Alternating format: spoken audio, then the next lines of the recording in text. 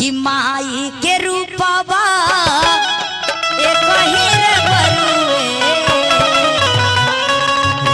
माई के रूपवा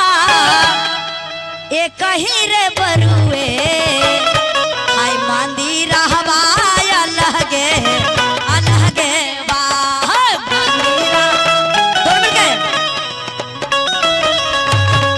मंदिर हवा अलगे अलगे बा, माई के रूप हवा एक ही रे बरुए, माई के रूप हवा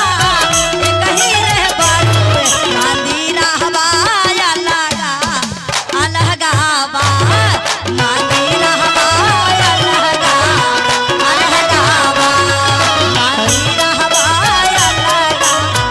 अलगा बा। जय हो, दोनों हाथ जोड़ा के हाथ जोड़ा के झुक के कमर हिला के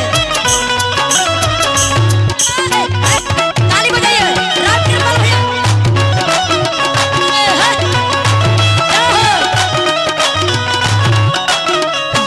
भैया और कहना है कहावत है कि जो न बजाएंगे ताली, जो न सुन लीजिए, पहले ध्यान लगा के हाथ निकालिए, पहले आप लोग हाथ निकालिए, आप लोग झूमते रहिए, आप लोग झूमिए दीजिए, झूमते रहिए मीठे मीठे में, हाँ हाँ ऐसे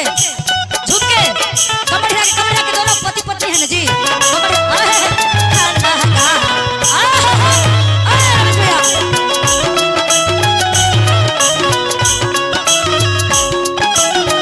और कहानी का काहे नाही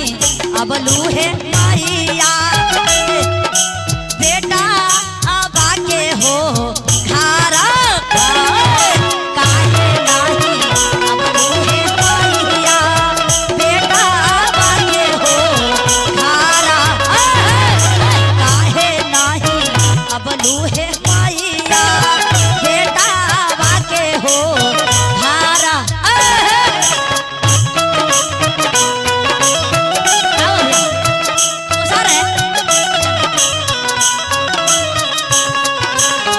अच्छा भैया, अच्छा क्या बात है,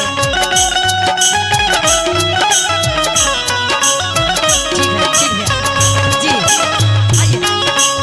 बहुत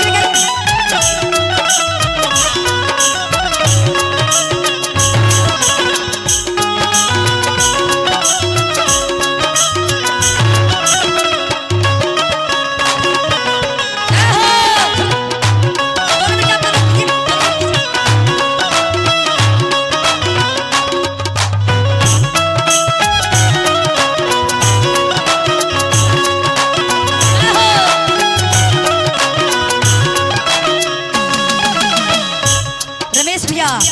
जरा भाव में आवे कि मुन्ना भैया चंदन भाई, क्योंकि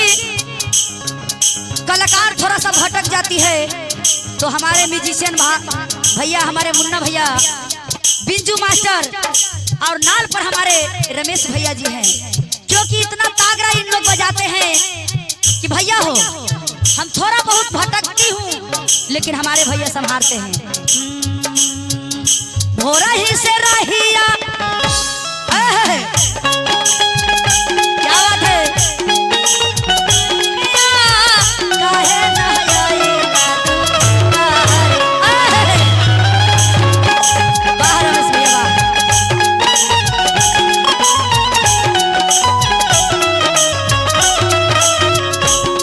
काहे काहे नाही अब लूहे माइया बेटा आके हो घारा, काहे नाही